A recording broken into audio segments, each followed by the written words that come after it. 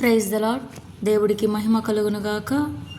దేవుడు నా జీవితంలో చేసిన అద్భుతములుగాను ఆయనకు ఎల్లవేళలా కృతజ్ఞతాస్తుతులు చెల్లించుకుందాము. ఆమేన్. ఒకటైతే చెప్పాలనుకుంటున్నానండి ప్రియ దేవుని బిడ్డలారా, జీవితంలో మేము ఏది చేసినా అంటే మంచి చేసి కూడా చాలామందికి చెడు ఎదురవుతుంటుంది. నిస్వార్థమైన ప్రేమను పంచినప్పటికీ కూడా అక్కడి నుంచి కూడా చెడే ఎదురవుతుంటుంది. సత్యము తెలియజేసినా కూడా చెడే ఎదురవుతుంటుంది. ఇలా నడుచుకోవాలి, ఇలా ఉండాలి అని చెప్పినా కూడా చెడే. ఇది చాలామంది వారి జీవితాలలో కూడా, వారి కుటుంబాలలో కూడా, మరి బయట వ్యక్తులతో కూడా ఫేస్ చేస్తూ ఉంటారనమాట. అయితే కొన్నిసార్లు మనం ఏమనుకుంటాం అంటే, మనం దేవుడి బిడ్డలు, మనం మంచి చేస్తాం, మంచి చెప్తాము, తిరిగి వారు వినపోగా మనపైన నిందలు అబద్ధాలు వేస్తుంటారు. ఎన్నో మార్లు మనకెందుకు లేని వదిలేస్తూ వెళ్ళిపోతూ ఉంటాం అన్నమాట. కొన్నిసార్లు మంచి చేసినా కూడా తిరిగి మనకే బాధపడాల్సిన రోజులు, వెక్కి వెక్కి ఏడవాల్సిన రోజులు చాలా దాపురిస్తుంటాయి.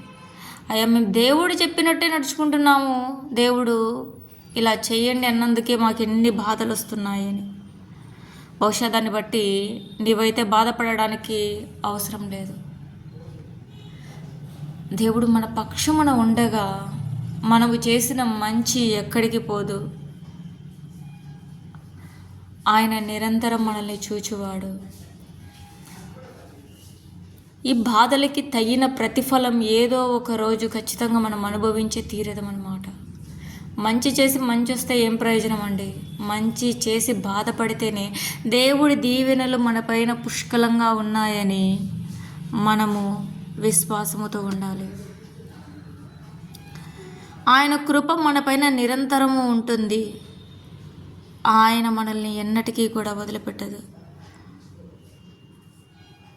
మనము దేవుడి సన్నిధిలో మొరపెట్టినటువంటి ఆ మొర ఎప్పటికీ కూడా విడిచెళ్ళిపోదు. మనమైనా మేము ఇలా చేసాము, ఇలా ప్రార్థన చేసాము, వదిలేసాములే అనుకుంటాం, కానీ దేవుడిని ప్రార్థన ఆలకించి తగిన సమయమందు దానికి రెండింతలు ప్రతిఫలం ఇచ్చునండి. ఈరోజైతే లేట్ అవ్వచ్చేమో, రేపు ఖచ్చితంగా రెండింతల ప్రతిఫలంతో అది తప్పకుండా మన వద్దకు వస్తుంది. మనకు ఆయన కృప నిరంతరము ఉంటుంది. దేవుడు అంటున్నాడు ఒక మాట, నీకెట్టి కీడును సంభవింపదు, నీ ఇంటి చెంతకు ఎట్టి అంటు రోగము రాదు, ప్రభువు నిన్ను తన దూతల ఆధీనమున ఉంచును, నీవు ఎచ్చటికి వెళ్ళినను వారు నిన్ను కాపాడుచుందురు. మనం ఎటు వెళ్ళినను దేవుడి దూతలు మనతో ఉన్నారు. ప్రభు మాత్రమే మనల్ని నిరంతరం చూస్తున్నాడు. ప్రభు మాత్రమే మనల్ని నిరంతరం ప్రేమిస్తున్నాడు. ఆ ప్రేమ మనకు కనిపించకపోవచ్చు, కానీ కనిపించని దేవదూతల్ని మన చుట్టూ ఉంచి మనల్ని కాపాడుతుంది. మన బాధల సమయమందు మనం ఓర్పు కలిగి ఉన్నాము, సహించువారమై ఉన్నామంటే అది ఆయన కృప మాత్రమే. ప్రియ దేవుని బిడ్డలారా, మనకు కావలసినది ఒకటే, నమ్మకము, విశ్వాసము, ధైర్యము. నమ్మకము దేవుడి పైన ఉంచు, విశ్వాసము ప్రార్థన పైన ఉంచు, ధైర్యము దేవుడు తప్పకుండా నా పక్షమున నిలిచి నాకు గొప్ప కార్యము చేస్తాడు అని ధైర్యం కలిగి జీవించు. రాబో రోజులు అన్నీ కూడా మంచి రోజులేని గ్రహించు. మనము అనుభవించిన బాధలకు, కష్టాలకు, నిందలకు ముగింపు జరిగిపోయింది. ఇక మంచి రోజులను గ్రహించుటకు మాత్రమే సిద్ధంగా ఉండాలి. దేవుడు కొద్దిసేపు బాధ పెట్టినా కూడా శాశ్వతమైన సంతోషాన్ని మనకిస్తాడు. దేవుడు ఎప్పుడు స్వయంగా మనల్ని బాధ పెట్టడండి. మనం చేసుకున్న వాటి వల్లనే మనం బాధపడుతుంటాము. మనం తెచ్చుకున్న వాటి వల్లనే మనం బాధపడుతూ ఉంటాము. కానీ ఏది మంచో ఏది చెడో, ఏది మనం మంచి చేశామో ఏది మనం చెడు చేశామో అని దేవుడికి అన్నీ తెలుసు కదా. తగిన ప్రతిఫలం అయితే మనకు ఉంది. దేవుడు మన పక్షమున ఖచ్చితంగా మంచే చేస్తాడని విశ్వసించు. దేవుని ఎడల ఎల్లప్పుడూ ప్రేమ కలిగి ఆయనకు నిరంతరము కృతజ్ఞతాస్తుతులు చెల్లించు. మంచి మనసుతోనే మన కుటుంబం వరకు మెలుగునట్లుగా, సమాజంలో కూడా మెలుగునట్లుగా దేవుడి కృప మనపైన ఉండాలని కోరుకుంటూ చిన్న ప్రార్థన చేస్తున్నాను. దేవాది దేవ, పరలోకపు తండ్రి, మమ్మల్ని కాచి కాపాడుతున్న తండ్రి, నీకే కృతజ్ఞతాస్తుతులు చెల్లించుకుంటున్నాము.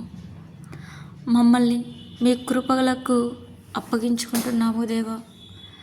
మా బాధలో, మా కన్నీటిలో మాకు ధైర్యం ప్రసాదించి మీరు మాకు ఎల్లప్పుడూ తోడుగా ఉండండి.